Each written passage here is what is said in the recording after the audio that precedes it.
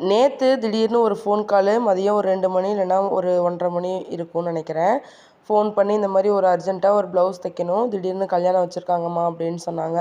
எப்படியும் வந்து பார்த்திங்கன்னா வெளியில் போயிருக்கோம், வீட்டுக்கு வர்றதுக்கு 1 மணி நேரம் 1:30 மணி நேரம் ஆகும் அப்படின்னு சொல்லியிருந்தேன்.